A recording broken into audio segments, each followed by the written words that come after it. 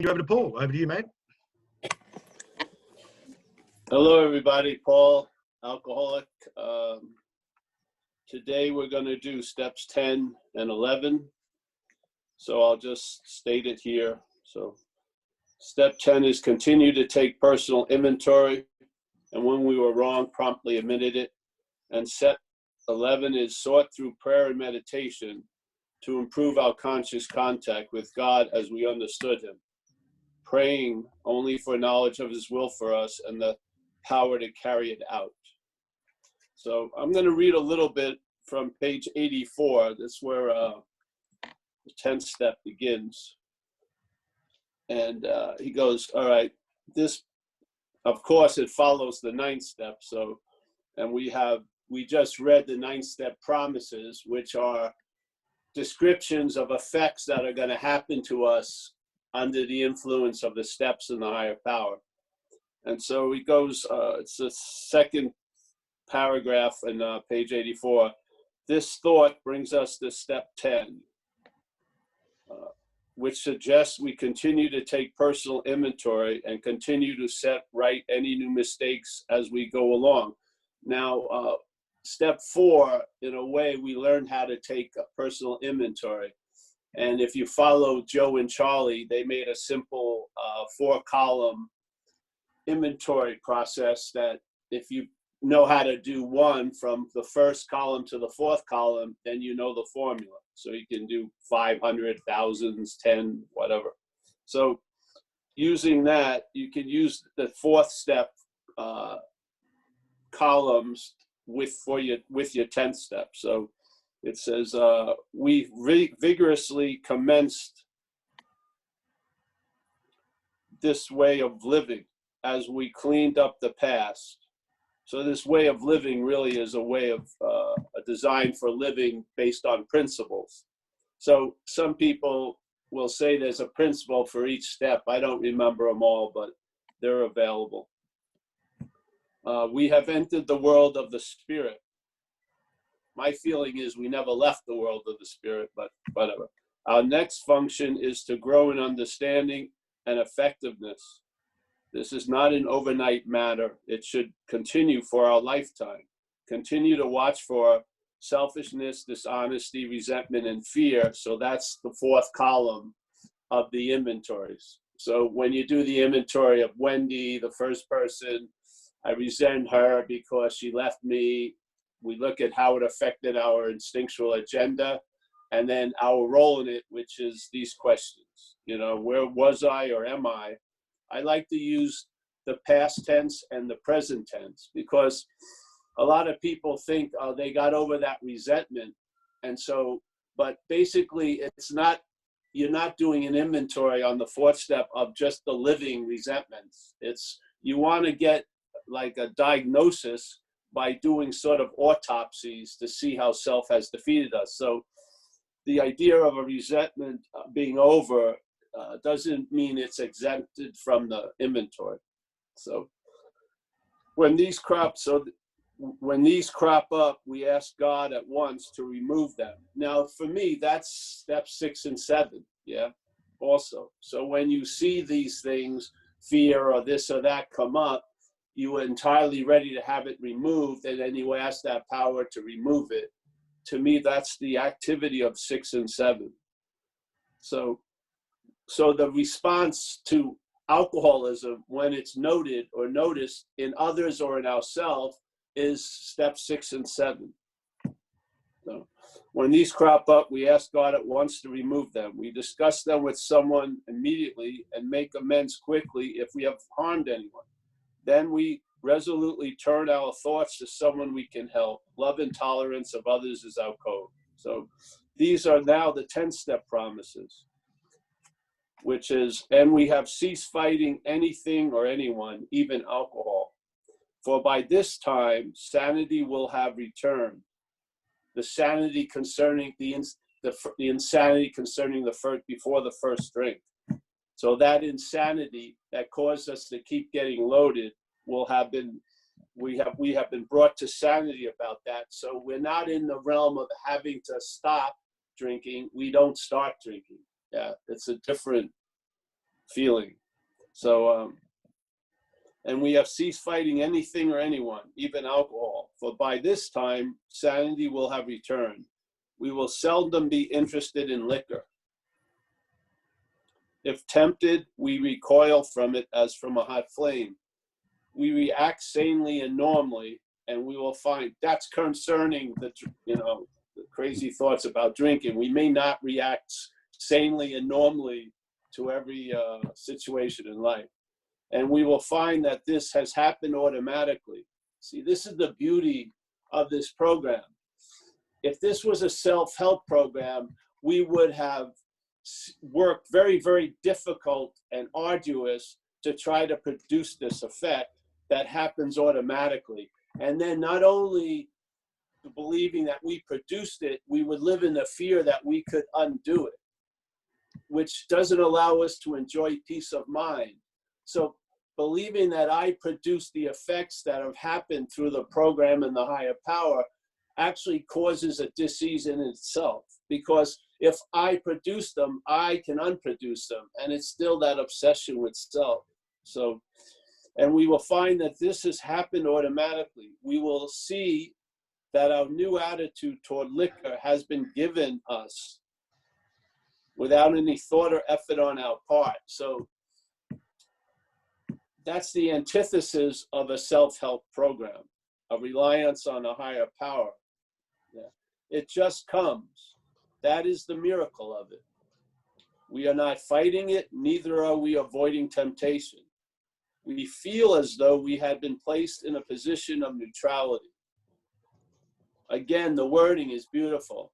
It doesn't say we feel as though we finally produced a place of neutrality. No, we were, the response and the awareness of it is I've been placed in a position of neutrality, as if something has done for me what I can't do for myself. We are not fighting it, neither are we avoiding temptation. We feel as though we had been placed in a position of neutrality, safe and protected. We have not even sworn off. Instead, the problem has been removed. Man.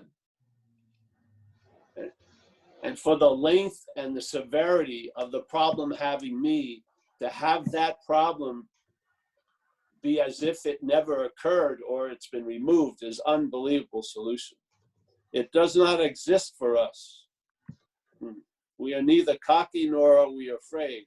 That is our experience. That is how we react so long as we keep in fit spiritual condition. I'm going to go back to the writing and stuff, but I wanted to read this, Paul. It is easy to let up on the spiritual program of action and rest on our laurels. We are headed for trouble if we do, for alcohol is a subtle foe. I would say alcoholism. I don't see alcohol as a foe. I mean, when I walk down the aisles, alcohol, doesn't attack me or throw itself at my feet. It's sort of inert. We are not cured of alcoholism. What we really have is a daily reprieve contingent on the maintenance of our spiritual condition.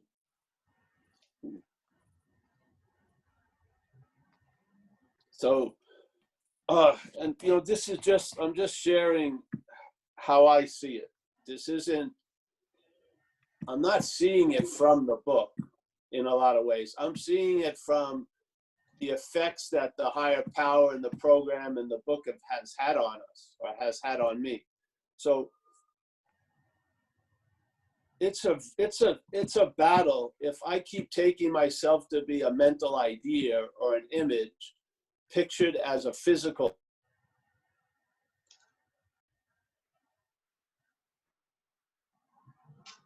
in my view. But what would happen if life and the program and the higher power show you that you first and foremost are a spiritual condition? Like a lot of people in recovery would say, we're a spirit having human experiences. We're not a human trying to have spiritual experiences, or something like that. So I like that one. I like this. So because if I am a spiritual condition, that in itself is the highest form of maintenance of a spiritual condition. Yeah. So if I've been relieved of the bondage of self, which means that all the interest that I had or was in selfing, in the mental activity, has been moved. Yeah, and now I have interest is starting and resting somewhere else instead of a mental physical condition, but a spiritual condition first and foremost. That's a pretty established spiritual condition. So I'm a real believer that we are spirit to begin with. And I'm a believer that I don't believe spirit has any malady. I think it's a mental malady. And when the mental malady is taken care of, then the obstructions to the spiritual condition get weakened, or let's say dropped or diminished, and then it becomes obvious, that condition becomes obvious, yeah, in one's life. Yeah. So the 10th step for me was to continue to look at the characteristics and the patterns and the habits of how self has defeated me in my daily life. And by writing them down, I get to see them a lot better, and sharing with another person, my sponsor in most cases, and then looking at if I need to make an amends and to try to do that promptly. And of course, this activity of the 10th step usually doesn't have the weight and the effort of the 4th step, because you've gotten rid of most of the shit, or the river has been unfrozen and now it's flowing. And now when you run into some obstructions or you see some rocks in that flow, then you have the means to sort of take care of them, just like we did on the 4th step. But it's not like a huge boulder usually. It's just an obstruction, a minor obstruction, and we're not lost. We're not in the loss of the spirit. We're still feeling the spirit, but we're running into some obstructions. So we do the 10th step, yeah? And then the 10th step is just an incredible point, because at this point, these things kick in, those promises, which I think are just mind-boggling. Could you imagine having a sense of not fighting anything or anyone? And then to have that, let's say, get established, not just as a very infrequent experience, but as something that is relied upon. We will seldom be interested in liquor. Now, I feel like I'm one of the lucky ones, because I got struck sober 32 years ago. And from that point on, I've never had a strong interest in liquor or drugs. I've never had a strong thought or a feeling about doing alcohol or drugs. So this is very intimate to me, because I've experienced all of these descriptions. If tempted, see, it's great when you're not tempted at all. But so if not tempted, there's not even a recoil from it as from a hot flame, because you don't even go near the hot flame, so to speak. We react sanely and normally. Now, if I think that's the case in all of my affairs, I find myself to be quite mistaken. But at least this one that had a huge effect on my life has been, the problem in a sense has been solved, yeah, in a way. And the feeling of that is it just doesn't exist for me today, which is an incredible solution. For a solution to be that powerful, it causes the problem that hung over me for so long not to appear to exist, is a damn freaking good solution. So, and then we will find that this happened automatically. And this goes into the whole thing of the suddenly realizing that something is doing for us that we can't do for ourselves, becomes like a very, very a frequently occurring conclusion, yeah, by just observing your own life. So we will find that our new attitude, and of course it's so beautiful, because our whole system has been revamped. Instead of being in a self-centered system, we're more in a centered system, yeah? We will see that our new attitude toward liquor has been given us without any thought or effort on our part, yeah? Now, there's maybe a lot of thought and effort through the steps, but we're not targeting these effects. We arrive at these effects. Yeah. Yeah. If I set out, to totally change my attitude on liquor, I would just have another version of another attitude around liquor. But this program changes us so sufficiently, and it doesn't go from A, B, C, D. It's like A goes to J. Sort of like when, I remember when people and I came in, I'd be bitching about my contemporary condition, and then a person would very patiently hear me bitch for 30 minutes, and then his first directive was, go to a meeting. Now that made absolutely no sense to me. I've got to find a place to stay. I've got to do this. I got to do that. They heard that, but they they just took me to a whole nother direction, which is go to a meeting. And I couldn't see how going to a meeting would affect those conditions. Exactly. That's the attitude that gets changed.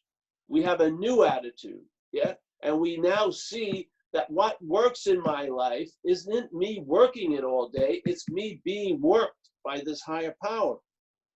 And it's just a change in attitude and outlook, a new freedom and a new happiness. All of those statements are implying this effect of perhaps there's a better way, trusting something infinite rather than finite self. So obviously, while the problem dominates us, we have a huge amount of faith in finite self. We're believing the thoughts, and we're believing that GPS all day that's leading us and directing us, but it's driven by alcoholism, yeah?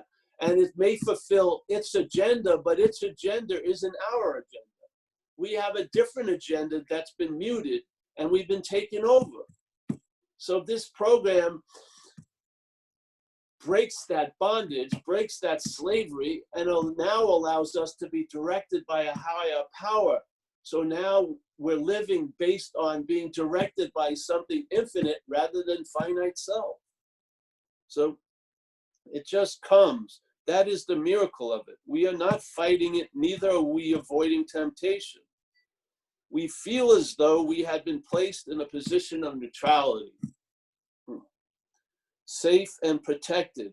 We have not even sworn off. Instead, the problem has been removed. It doesn't say the problem will be removed, or the problem has been removed, but it's coming back. It says the problem has been removed. It does not exist for us.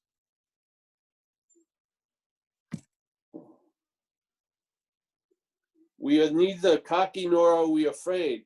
That is our experience. That is how we react so long as we keep in fit spiritual condition. So that's the requirement for these reactions to continue and stabilize, is we need to be in fit spiritual condition. Yeah. I feel if you've been through this process, you are in fit spiritual condition. Yeah. Your head may not say you are, but you're not your head. So these things are requiring a fit spiritual condition. I believe inherently we're in a fit spiritual condition. We may not be in a fit mental condition or a physical condition or a circumstantial condition or a conditional condition, but we are fit on a certain level of a spiritual condition because that's been inherently so. Yeah. So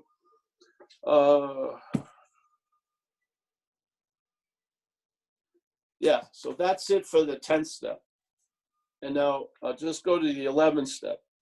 So the 11th step basically says, sort through prayer and meditation to improve our conscious contact with God as we understood him. Praying only for knowledge of his will for us and the power to carry that out. Now the first sentence, sort through prayer and meditation to improve our conscious contact with God. To me, the point is to improve our conscious contact with God. They're suggesting two ways, and those two ways are prayer and meditation, but they're not the only ways. Yeah. Some people I feel that I've met and I've seen and I've worked with aren't they don't have a proclivity to meditation. So basically, prayer is the avenue. So through prayer, they find that space, and then maybe they find that space in nature or swimming or something. And those ways, then at this point, all of those ways that they feel of that certain peace are improving the conscious contact with God. Yeah, all of them.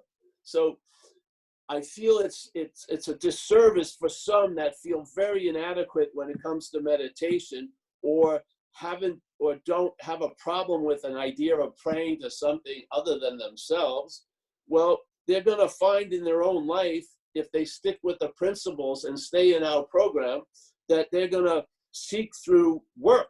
They're going to seek through writing music. They're going to seek through a lot of things to improve our conscious contact with God as we understood him. So yeah, prayer and meditation. But if you can't sit still, then don't sit still. Take a walk in nature or something, because you'll feel that sense that you may want to call the higher power.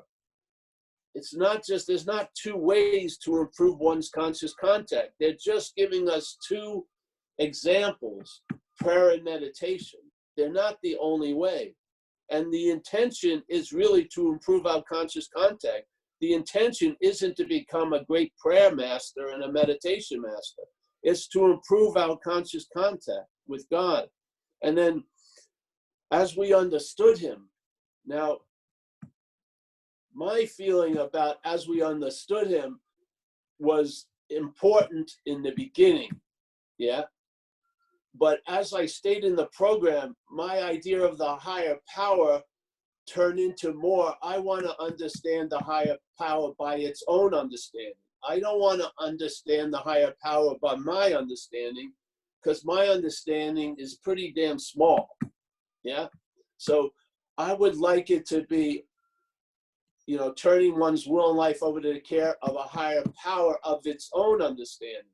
That's revelatory. And that's when I'm always in the surprise when I see that it's doing for me what I can't do for myself. Yeah. So, so prayer meditation, and then some people say they don't pray, but if you go to an AA meeting, you pray twice during the meeting, in the beginning, at the end, we say prayer. So, yeah, so maybe in the beginning, you're so freaking crazy, all you can do is pray. And then maybe you get a little more peace of mind, so then you can go into meditation.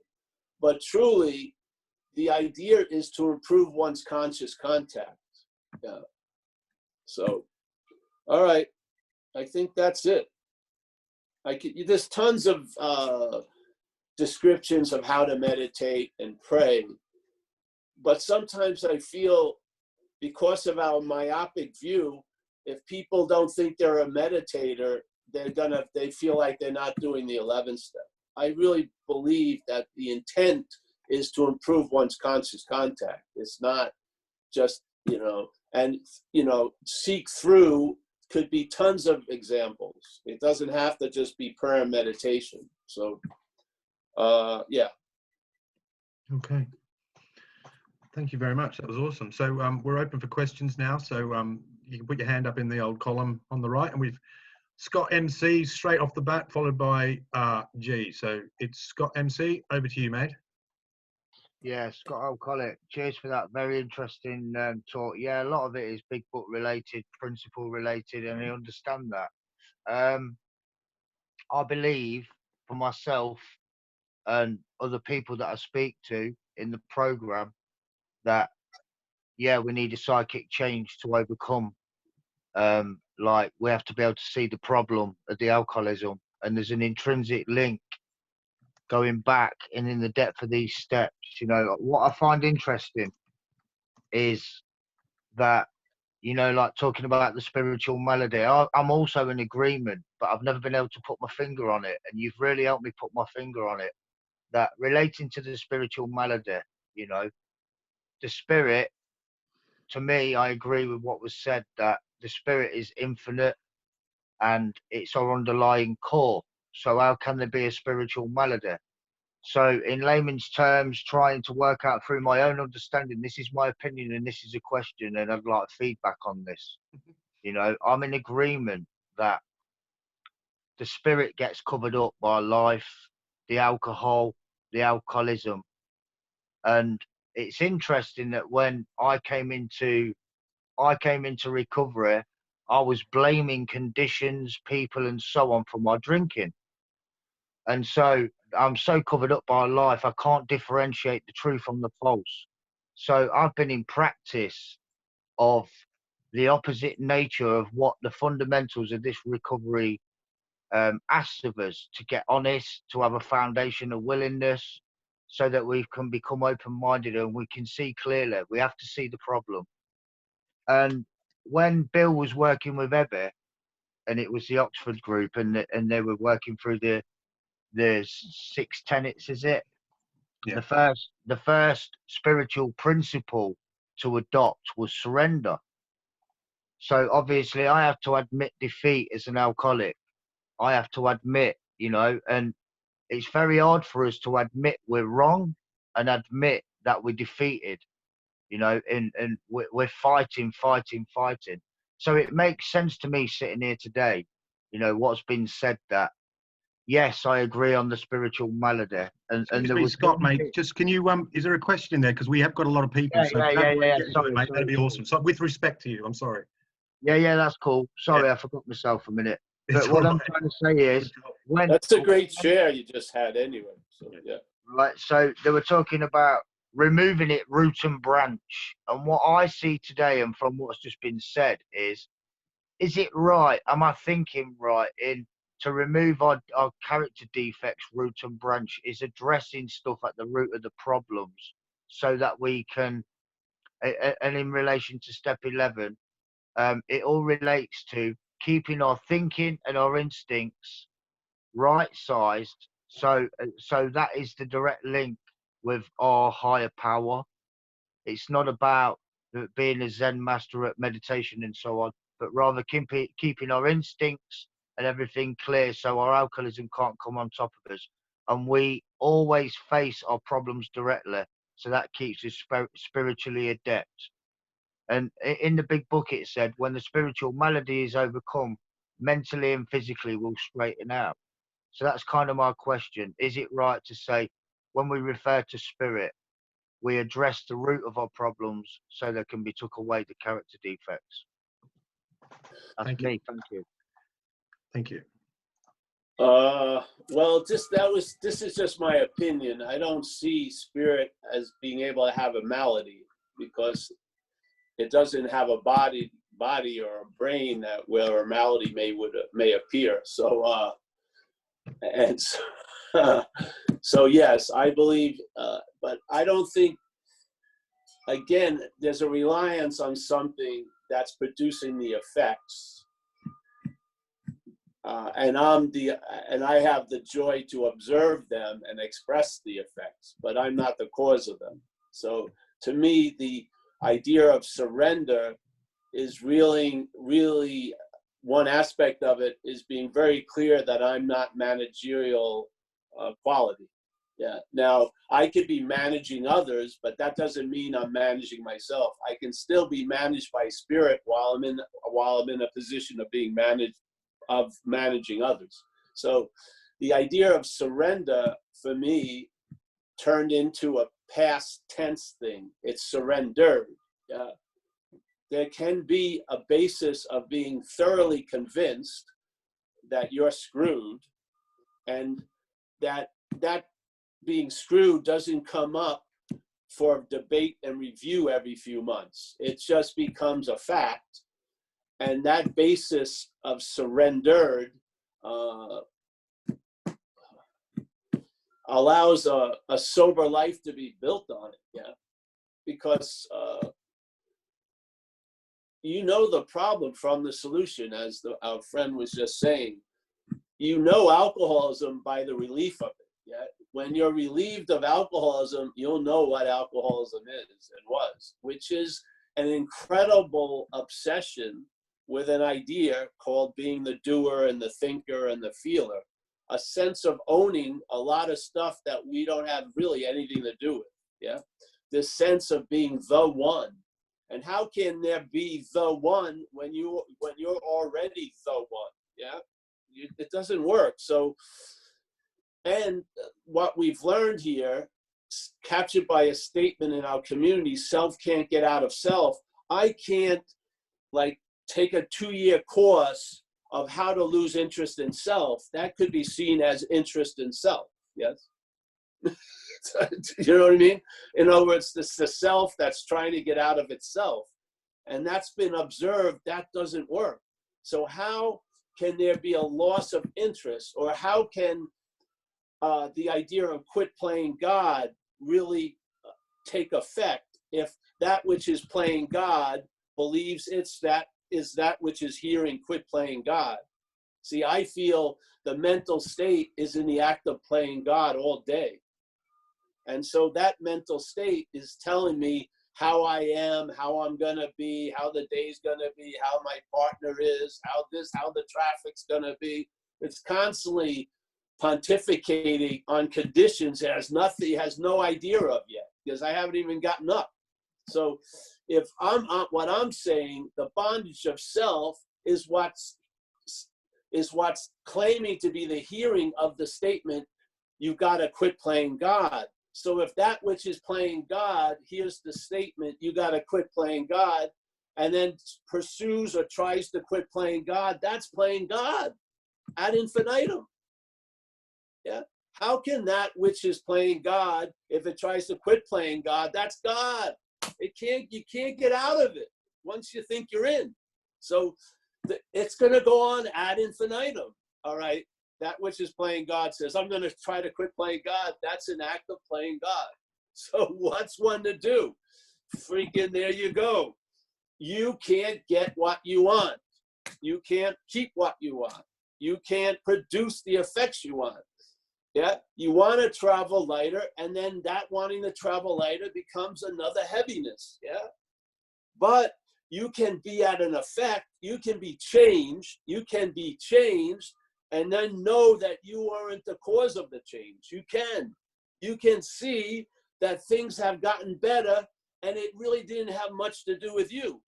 And so that is the principle, to me, the real principle of surrender is that, yeah, I can observe effects, I can express effects, but I'm not the cause of the effects. Yeah, that's the beauty of it. And that whole 10-step promises, every one of those sentences is basically saying that you're placed in a position of neutrality. It's not like you finally, through arduous effort, arrived at a place of neutrality. No, you were placed there, seemingly without any thought of effort. Hallelujah. That's the whole pivotal point of recovery to me, is admitting I can't do what can be done for me. Yeah. Admitting I can't manage myself into a life of traveling lighter. If I manage, my life is unmanageable. Yeah. That's as simple as that. So it's that fundamental recognition of the system I'm relying on is failed. Yeah. It says it in our fear inventory. He says, why are you in so much fear today? And then we could have an 800, like a 50-hour Zoom if everyone went off on why they're in fear today. And he gives us the answer. Isn't it because self-reliance has failed us? That's the cause of the fear and the anxiety is self-reliance. Fear and anxiety are an effect of self-reliance. Yeah. Now we see fear as a cause of tons of stuff, and it can be, but what causes the fear in the view of AA? It's self-reliance. Yeah. I'm trusting something finite completely. Yeah. And it's producing a lot of freaking anxiety because I deep down, I know it doesn't work. Yeah. So people are totally flipped out about what's not happening because the mental state, that's where self is God.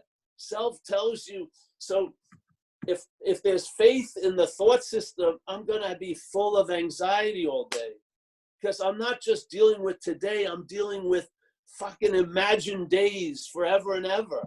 Yeah. So that faith, the program moves it from the faith in something that's finite to what's infinite. And then you see the results and the effects, and you have an intimate experience of what they just described in the 10th step. The problem will not exist for you. Jesus Christ, that's unbelievable to me. Yeah. And then what happens then? A lot of gratitude.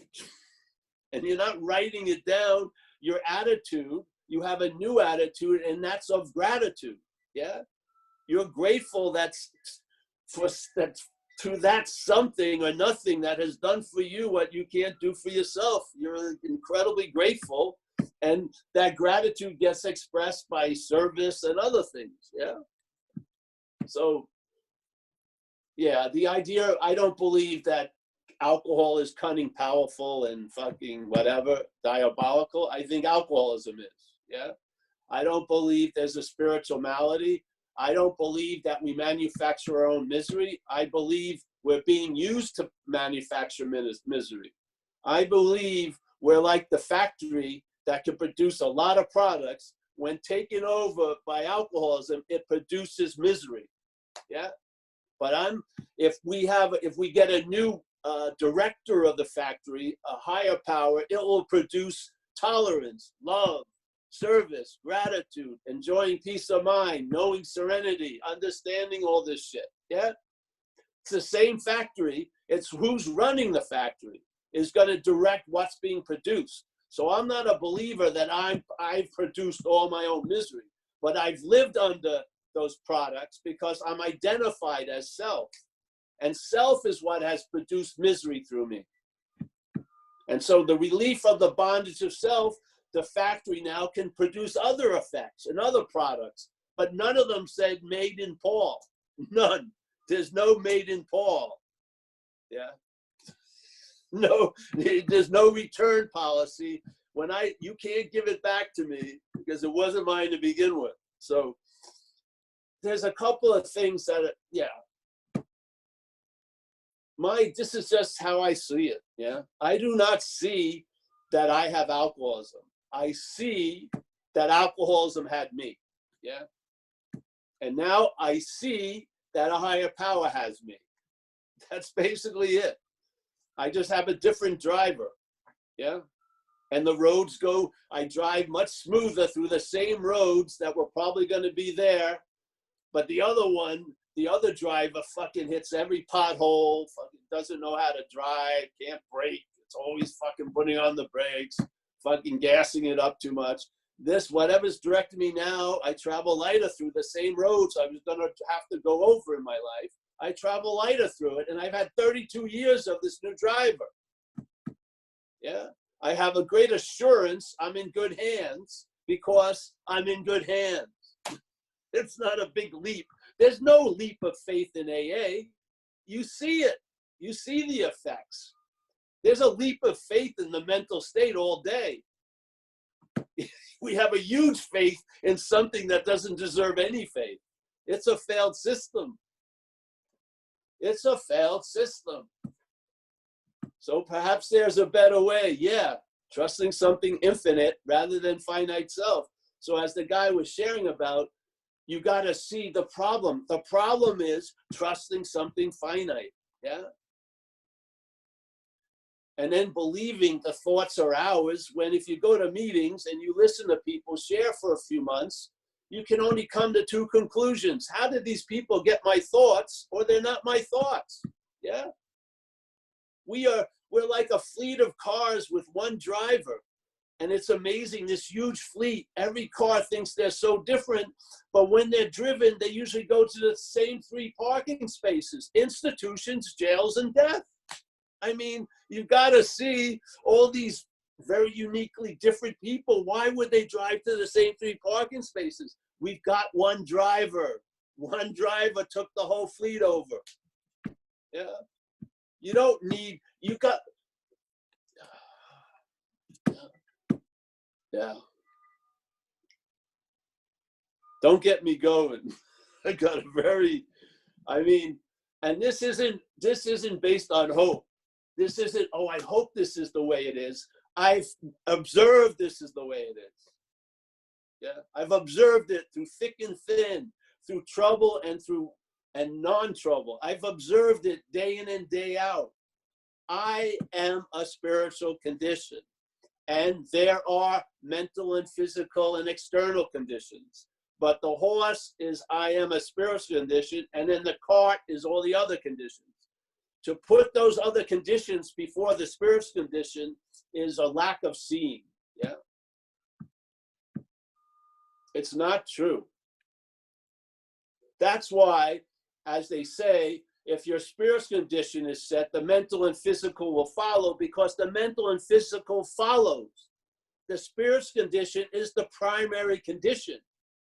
Yeah, to have the idea that the mental and physical is primary, and that maybe, just maybe, it wants to acquire a spiritual condition is not working. That's not how it is. Yeah.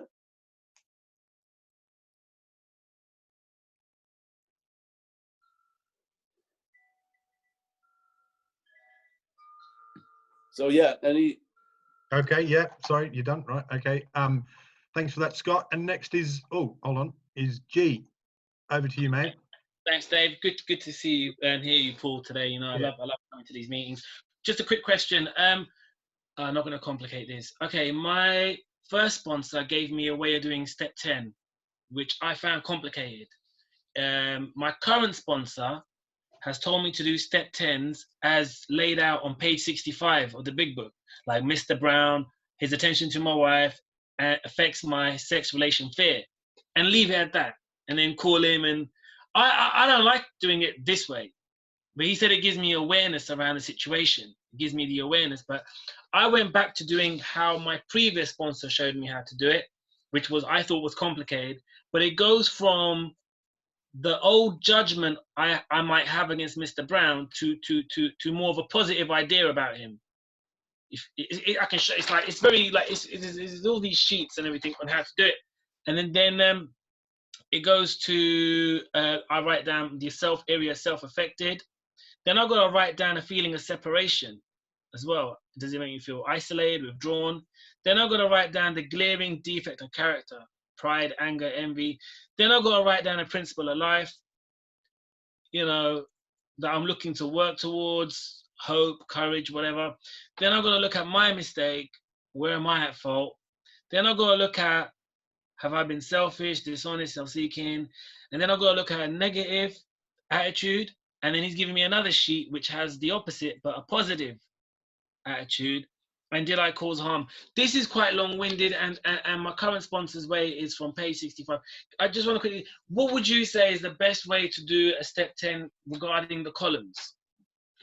That's it. Well, however it works best for you, bro. Yeah.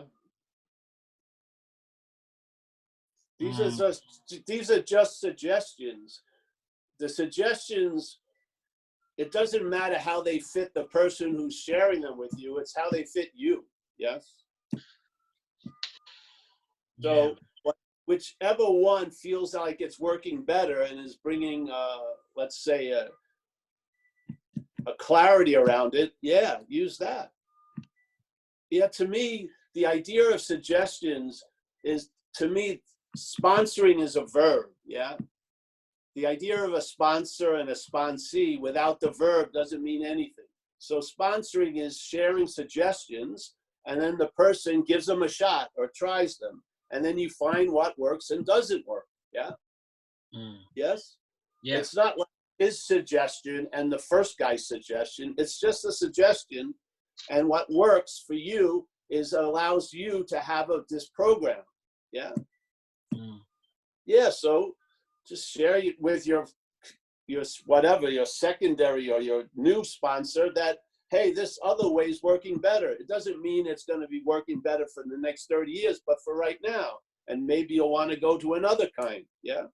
But also remember, step 10 has, you can look at some of the assets and some of the demonstrations of this new way of life also, yeah, to honor the effects of the program in your life. Like, hey, I haven't acted out concerning, you know, passive aggressiveness with my roommate for the last week or whatever. So there, it's important to also put the light on the getting better in the 10th step. Yes? Yeah. Because the head doesn't want to acknowledge you getting well. The head wants to forget a miracle in about a half an hour. It wants to dwell on a resentment for like 40 years. Yeah. It's got a very biased view. So you have to keep inserting the AA way of looking at things so that it finally gets adopted and becomes the way of looking at things. Yeah. Yeah. At a lot of times, especially in the beginning, there's two ways that are vying for the way of looking at things. Yeah. You're hearing the reaction from the disease to the suggestions about the solution. Yeah. And after a while, the reaction, the voice of the disease, that volume knob goes down, and then the voice of the higher power goes up. Yeah. Now you can't do it. Yeah. Because if you try to make the higher power volume go up, that's putting your volume up. Yeah. So you'll see by just living this way of life, the higher power volume will go up, and then let's say the disease volume will go down. So you won't be hearing it as loud as you used to. Yes? Yeah. So just find out, share it with the guy you're working with. Hey, this old way is working better for now. So there you go. Yeah. Yeah. Yeah. How did you do a step 10 though? What was your columns? Well, after a while, see, I did it just like the Joe and Charlie stuff from the 4th column. Yeah, the 4 columns. And I also would write down victories, so to speak, against the bondage of self. And then after a while, I can do it in my head. Yeah. I can take the incident to the 4th column in my head, and then I wouldn't write it down at night. I would just call my sponsor up and share it with them. Yeah. Yeah. Yeah. And the thing is, basically, hopefully, because to me, recovery progresses, the amount of resentment and anxiety I would expect it's going to diminish. Yeah. So the quantity is going to go down. You won't be writing that much. Yeah. Yeah. I mean, this recovery progresses. Yeah. So a lot of things we do are waiting for, let's say, an upgrade in the improvement of the conscious contact. When the improvement of the conscious contact gets upped, a lot of the tools are less used. Yeah. Yeah. Yeah. And that's a great thing about a tool. The best thing about a tool is not needing to use it, to me. I don't want to be a master of inventories. I want to outgrow the minutiae of inventories. Yeah. I want to outgrow the conditions that need to be inventoried. Yeah. Yeah. Yeah. Only do it in emergency. I mean, if I keep having like 50 resentments a day, I better see my role in that. There aren't like resentments around, hiding behind corners or behind the tree. It's the way we're looking at things that are producing the resentment. And AA's way of life changes the way you see things. Yeah. Yeah. So there aren't like, all right, in the wild, there's 200 million resentments. And then there's a population of 100,000 tamed or domesticated resentments. There's not a finite number of resentments running around. It's a reaction based on a view. Yeah. Yeah. So a view of when I see something now, it immediately relates to what I saw in the past. So I start reliving shit that I thought I was successfully avoiding 20 years ago. I'm still running into it now. That's what it's showing. Hopefully,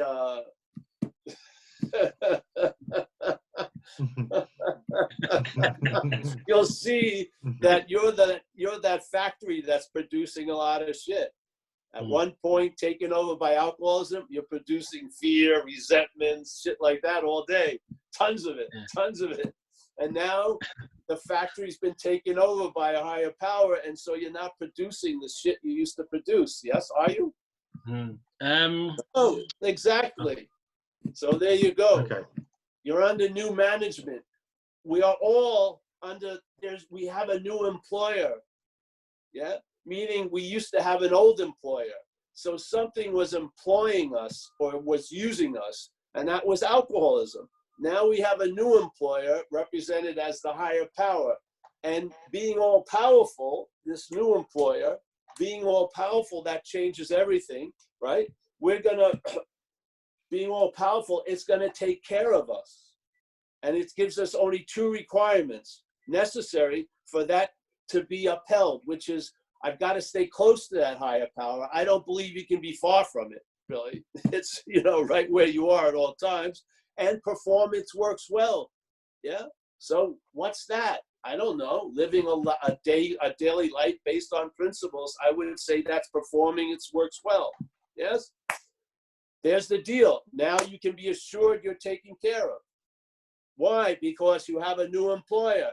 The old employer has been fired. Yes. It still thinks it works at the building, but it's in the mailroom.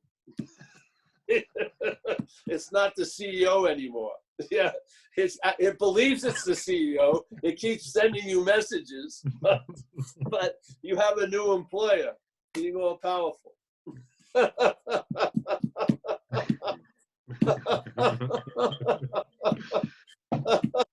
What more do you want? Just recognize the old employer when he keeps trying to go into the chairman's office. You just say, sorry, you're in the basement.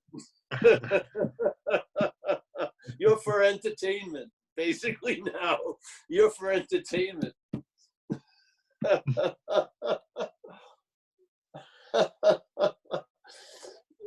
Right. That's We're on for the next one. Thanks for that, G. Thanks for that, mate. That was very funny.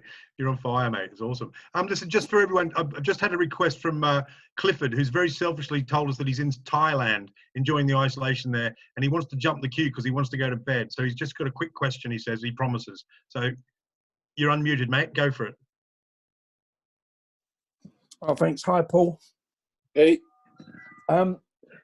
Yeah, it's a question regarding, I know you talk about the one-way valve, like looking at what you're not from what you are. And rather than what you're not, describing what you are, you know, that you're one and everything's love and light. And that sounds nice and fluffy, but it's not my experience. But my experience of looking at what I'm not is most of the time I'm looking at, it's what I'm not looking at what I'm not. And Yes. That's the experience for 99% of the time. And then maybe 1% of the time I get a little, I kind of laugh at myself. That feels like the real me. That feels like, Yes. Is that kind of how it works, or is that enough? Yes, that will build on itself. Yeah. Yeah. So you see the thief first, then you see the policeman seeing the thief, and then you see the whole thing, and there you go. Yeah. Yeah. Okay. It's represented in a weird way in a part of the big book where he talks about the self can be virtuous and kind. It's not always vindictive, resentful, but it can also appear to be virtuous and kind, yes, and stuff like that. But both of those are the self, yeah, and you're not that. So that which is behind those two things you described, which is always there, is what you are. So yeah, you can, the head can run and hide, but it can't really,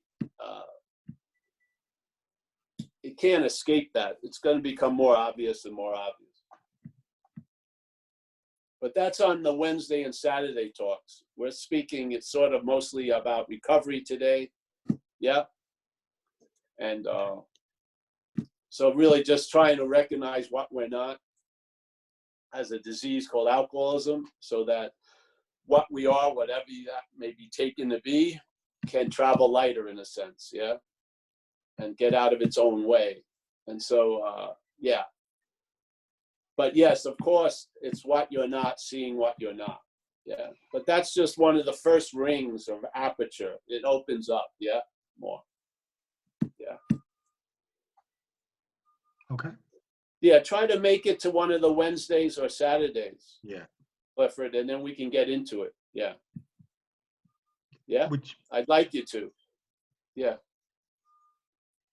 They're all on the website. Just drop in. We can talk again. there's some details in the chat thing about that. Yes. Or you can go onto the Facebook page, etc. But it's on zenbitchlat.com where you can He knows. He'll know it. Yeah. Clifford knows. Yeah. Yeah. Okay. All right. Very good. Thanks, bro. All right. And now over to Tom H.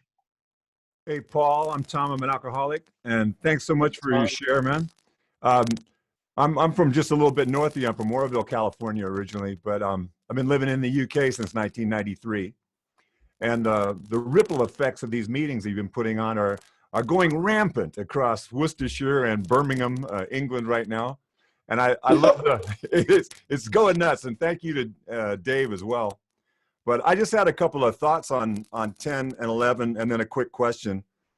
And I love the thing at the beginning when you said we're spiritual beings having a physical experience. I'd say for 90%, I believe that 90% up until my first wife died. And then no one will ever be able to convince me I didn't see her spirit leave her body, man. And from that, I've been solid 100% since then. And I love the whole thing of laying it out that spirit doesn't have a malady that self does. And a lot of, and also you're not your head and all that. And then on to step 11, I was told that meditation is listening to God and praying is talking to God. And luckily I've done TM since I was like 19. So I had no problem with that thing of trying to find the space between the thoughts. And so much of what you share has reminded me of like when you finally start to see a little bit, because the alcoholic mind is what kills us. It keeps telling us bullshit, bullshit, bullshit. You can't live with yourself. You'll never get over that thing. You're not going to be able to do that, blah, blah. They call it the washing machine brain over here, you know? And then when you finally get some space between the thoughts and you realize it, you say, I'm there, wasn't I? You know, and that's what I hear a lot in the analogies that you've been giving too, you know? But when you were talking about if somebody can't slow their brain down enough to sit there, they start swimming or going out into nature and stuff like that. But if I was working with somebody, I think what I was told is still have that sort of consciousness that it's time for me to listen to something other than myself. And if I can do that through action, it's just as good, like a walking meditation, swimming meditation, or anything like that. But I mainly just wanted to say thanks so much, man. These have been really enlightening. And then I don't know if the questions have to be about 10 and 11, but I just wanted to know how quick you take sponsees through the steps. That's based more on the sponsee. Right. I don't have any, I think it's important first to get the externals down, the externals of the program down, and then the idea of letting these actions that are suggested in AA become habits, because the problem does reside in the head, and therefore you don't want the head to have a lot to say about your sobriety. So a habit is an action without thought. So I don't think about going to an AA meeting. I think which one, yeah? I'm in the habit of going. I'm in the habit of, and these habits are very beneficial to the daily reprieve, yeah? And so I think the first year in AA is probably obviously the most important, because the habits are going to be formed then, yeah?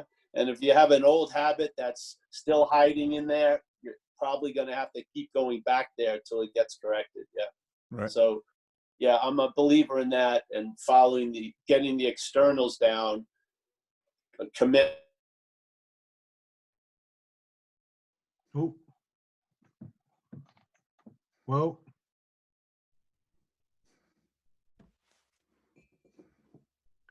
Paul? I think you might have lost him. See if he'll come back. Hold on. Dodgy internet. Just if everyone just holds on for a sec, we'll see if he. Let's give him a quick bell.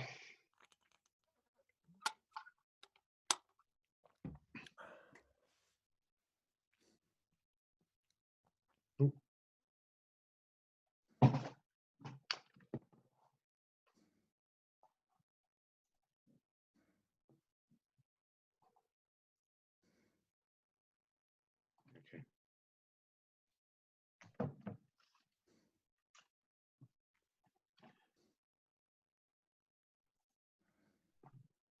I think Mike's on the phone to him there. So,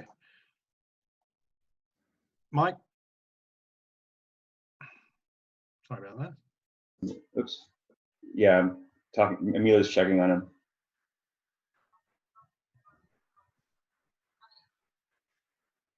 Might want to stop your recording, David. Yeah, yeah.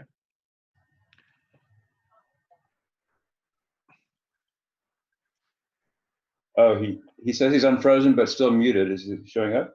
Oh, okay. He's not. I don't think he's there anymore. Oops. Oh, the phone hung up. If he just leaves the meeting and then rejoins, it should be fine. Oh, there he is. No, he's there. He's good. I've got you. Okay. You're there, mate. Yeah, go for it. Sorry about that. Thank Tom for the question. Tom, you're thanks for the question. You're welcome, Paul. Yeah, really, yes. Okay. So next is John O. Hold on. We have a pause there. That was nice. Yeah, it was a nice intermission. Right. So John O, you're unmuted, mate. Okay, hi Paul. It's Johnny O in Toronto. Oh, Johnny, hey, how are you? Hey, great. Thanks for not showing up for our non-event this Saturday. You were supposed to be in Toronto this weekend for the AA talk. So I just wanted to say, I like the part you said about the meditation and the prayer, because as you know, I came up with that term called yogic swimming with a snorkel and a mask. And the experience I have there is like my deepest meditation, because in meditation, I sit down and I hear just chatter. I sit down to pray or something, it's just chatter. When I get into the water there, and I get, especially with the snorkel and the mask, I get that breathing happening. And I find myself being in this quiet space inside, where I'm actually like watching these arms move forward and the legs are kicking. And it's like I'm not even there. And that's what I think of my higher power is like, running the show, moving everything and, sitting back. And so, when you mentioned swimming, that's kind of triggered it for me. Anyway, thank you. This is my first one of your talks on this thing, and it's a fantastic format. And it's great to see you, even though we were supposed to see you this weekend, except for this thing called the pandemic. Yes. I hope everyone's well, and just wanted to make that comment, and love to see you, man. Nice to see you, John. Thank Thanks, you. John. Yeah, great to see you. Yeah. Okay. I'm my swimming guru. Yeah. Right. You need to spotlight Paul, But David. don't trust them on any other topic, please. Yeah. That's Okay. my suggestion. All right. So David R. Sorry, I jumped the queue there, mate. So David R., you're unmuted. Oh, hello, and thank you for having this. I wanted to ask on step 11, seeking to improve our conscious contact with God, or I think it's referred variously in the big book to, the one who has all power, or, you know, the great reality deep down within us. I wanted to ask you, who is the one who is doing the seeking to have better contact with that great reality?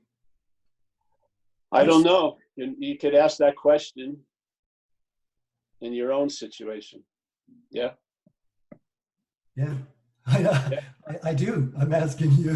Is it the ego self? Is it the seeking? Well, you don't know. See, let's say there's seeking. This gets a little deeper, but let's try it. So this is how I see this movement of self. Yeah. So self is a mental movement that claims. So when it notices an action, it uses that action to claim there's an actor. Yeah. So the seeking is being used to imply a seeker. Yeah. Now, you can see that from spirit, but if you're not seeing it from spirit, then that which you're not is now seeking, seemingly. Yeah. Yes. Yeah. Yep. So that's where the who comes in. The who is this identification as self, is now the seeker. Yeah. But you as spirit sees that. You can see that. Yeah. And then the seeking is just seeking. Yeah. Yeah. But when the seeking is claimed, then a new agenda is put on the seeking that might not be the agenda that you think you're in. Yeah. So now let's say that this ease has been introduced to something and is using it for its own little agenda. So I discovered this a lot because one of my other seat assignments is to speak at other groups, spiritual groups, yeah, over the years. And so I saw what I would call spiritual addiction with this whole idea where the seeking for a higher ground or for a more noble whatever is claimed by the mental state. It neuters the honorable intent, so to speak, and uses it to emblazon or enlarge the sense of self. Yeah. So now you become a spiritual self, which is trickier than an alcoholic self, because usually for a lot of alcoholics and drug addicts, their flamboyantness attracts authorities. Yeah. People do interventions or they get arrested. But the spiritual addiction is much more subtle.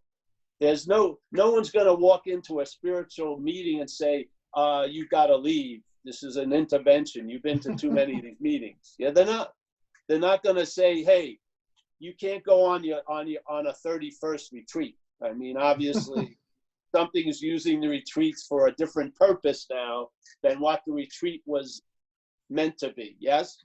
There's more of a gaining of self when you go on the retreat than a losing of self. Yes? So that's the subtlety of it.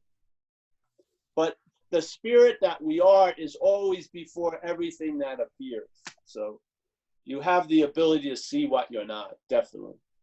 Yeah. That's a nice answer. Thank you. You're welcome. Yeah.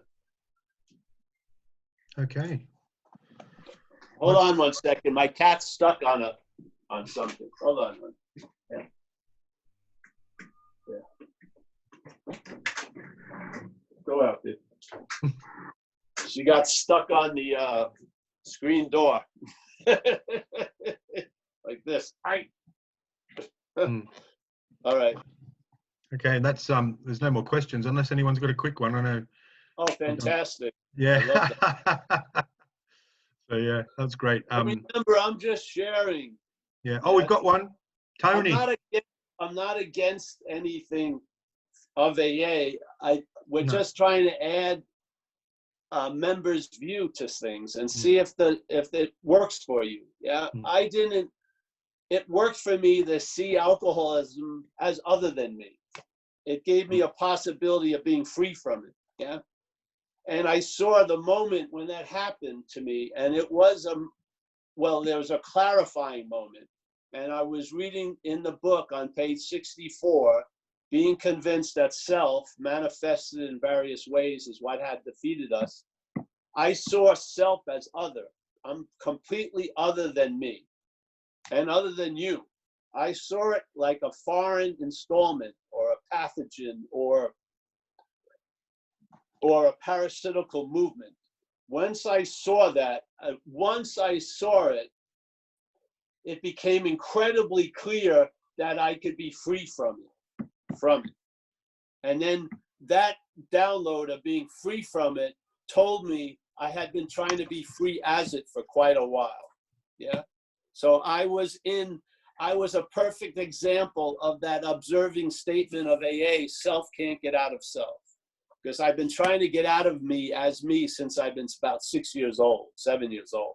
I've been trying to escape Paul as Paul, and it never worked. I kept blaming myself. I kept making me worse. Why can't I do this? But it's impossible to get out of something you're not in. I am not what I thought I was. Yeah, that's the great news of AA for me. And AA has given me a way of life for that possibility to extend. Yeah. So the action figure, by being so unruly, causes all the attention to go on it. I have a chilled out life. So it's sort of like I'm like a free range alcoholic. I can just graze around and shit like that, because the action figure isn't calling like undue suspicion from authorities, just like not doing much anymore.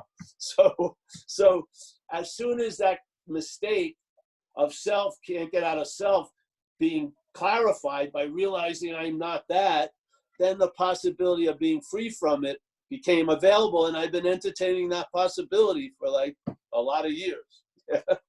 And more gets revealed, like it says in our A Vision for You, this power is going to constantly download information to you, and it does. Yeah. And then you see the selfing try to claim it, and you recognize I'm not that, and therefore the information doesn't get claimed by self, and it gets to be put to use. And it's fucking incredibly good information to have a damn understanding about what you're not, so that when it appears, you see it as not you. It's very, very incredibly valuable. Yeah, because I could go in on it, but there's something that's taken us over and has presented itself as us. It has seemingly replaced us, and it lives and it uses us, right, as the vehicle to express itself through. Yeah, it's like a parasite. It's taken us over, and they've done tons of studies on parasitical natures, and you'd be amazed what's happening. There's this incredible one that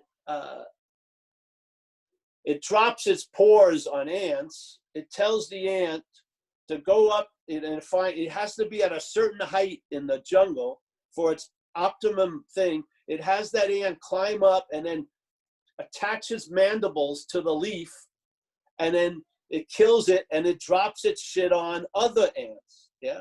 So it procreates itself. It's sort of like, could you imagine? It's like alcoholism. Alcoholism can't go to the store and buy alcohol. Yeah. It has to convince us to go to the store. Yeah. You know what I mean? Alcoholism has an incredible amount of obstacles to getting what it wants. It has to have us to get what it wants. Yeah. It has to have us. So it's a parasite, and it doesn't treat the host well. It doesn't. It'll leave the host high and dry like an empty husk, and you'll be hoping you were dead, and you aren't. You won't. It'll keep you going and going and going. So I think it's incredibly important, if you can recognize what's ailing you, not to be you. Yeah, I just do, because then a new possibility shows up. Hey, I can be free from this. And AA is about a life free from the bondage of self. That's what it is. So it allows that life free from the bondage of self to maintain itself, so that the encroachment of the self keeps being inhibited by the way of life, by the principles you're living by. because the principles are a conducive environment for that which we are to thrive. The parasite wants a different kind of pH. It wants to live in anxiety and in fear and in resentment and in like all of that. It likes that. It thrives on that. So therefore it wants you to be like that. Yeah. The higher power has a different agenda for us.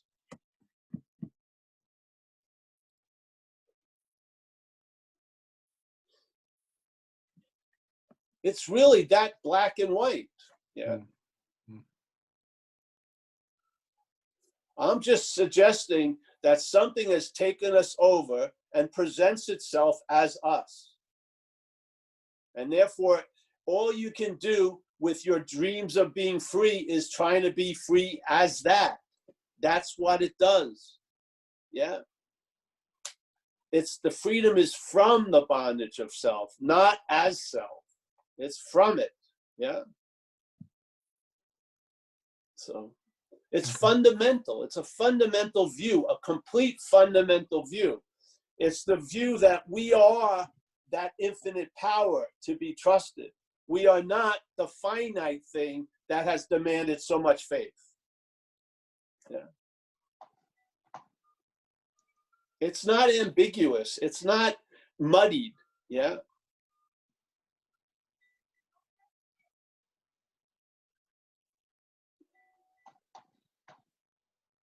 All right, Dave. Okay. Yeah. Tony wants a question. Then Graham C. And then we'll wrap it up. So, Tony, you are unmuted. Okay. Thank you. I just wanted to. I mean, I feel 20 years later, you know, that I'm more angry and angry at others and at everyone and everything all the time, and that shouldn't be the case, I think. But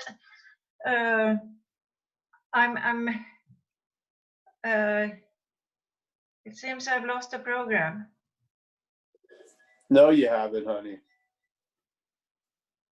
You haven't. That which you're not is stating exactly that. Your head is talking to you as you right there and then. It's telling you you're angry all the time. You're not angry all the time. That's a lie. Yeah? You don't hate everyone. That's a lie. You see, it speaks untruths, and it speaks it so much and so casually, but that establishes us in a position that's not healthy for us or others. Yeah? And the language keeps placing you back in that seat it's made up for you. That's the illness. That's the disease. And if you meet it and you keep calling it you, it's not going anywhere. You're like, you're the nest. It's living as you. Yeah, it's talking as you. And how it's just displayed itself. I'm always angry. I'm always hating everyone. That's the parasite speaking. Recognize it. It's not you. Yeah. And I'll tell you, 30 of us can get together and it'll be the parasite talking to the parasite. And all the other parasites will agree with the other parasite. And then you're really in a fucking like hornet's nest. See me? Yeah? You gotta see it. If you're not, you're gonna be looking from it. Yeah? Yeah. Yeah. Spirit is before it all. And you can start there. And you do start there. You don't have to get back. You never left. Yeah.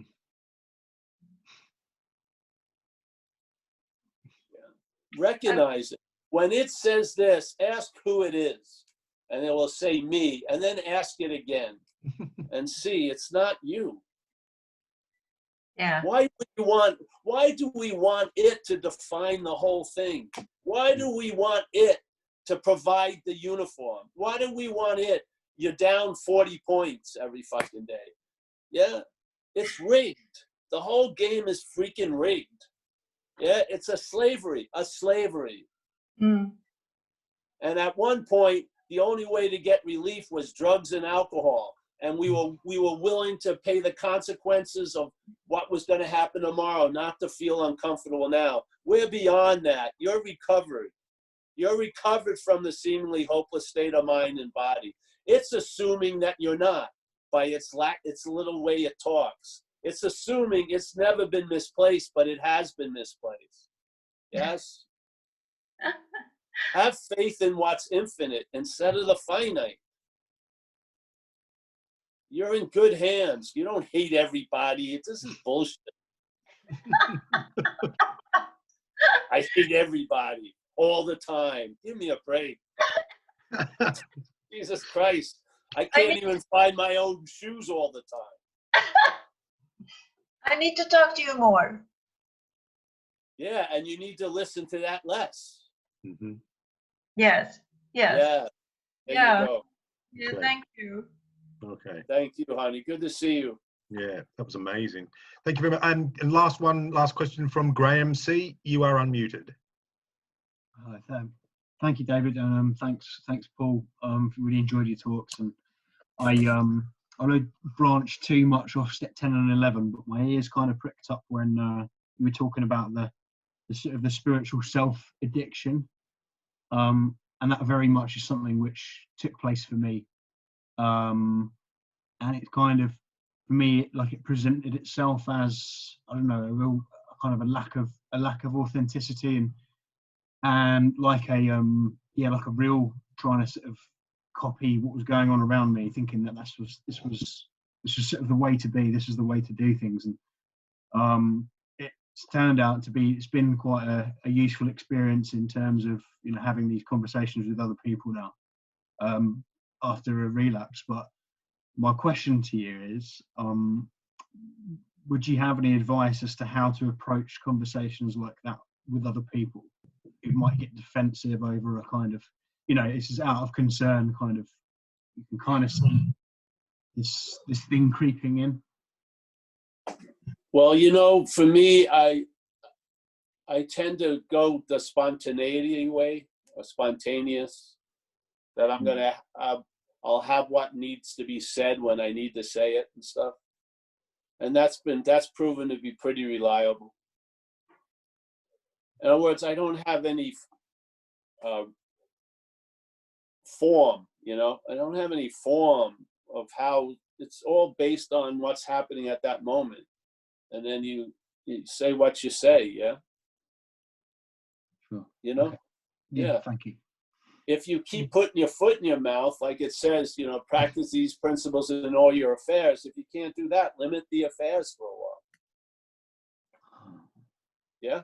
Don't talk about the topic. I know guys in AA who, we've had a phenomena in AA. For a lot of people, part of the problem is AA. They think they know what AA is because they walked into a meeting for a half an hour. Yeah? So they pushed it. And when they go out, they tell me tons of shit about going out, but after they went out. So all that shit that comes after, all their observation is part of the problem. I won't talk to them about AA. I won't, because it's a part of the problem. Yeah?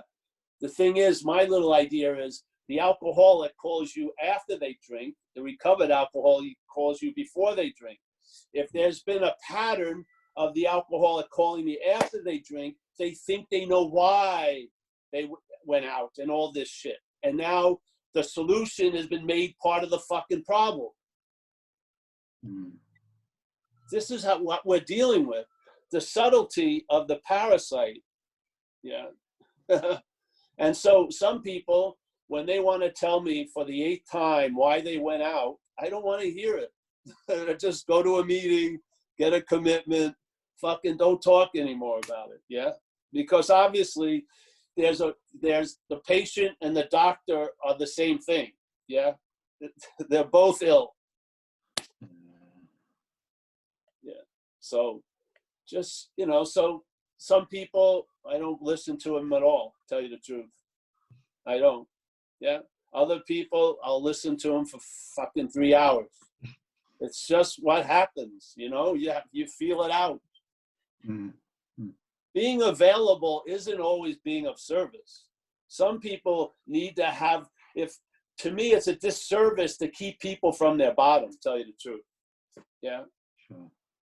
It is. I mean, fuck it. Go for it. Because without the clarity of the first step, that unconvinced is going to plague you throughout your fucking program. Yeah.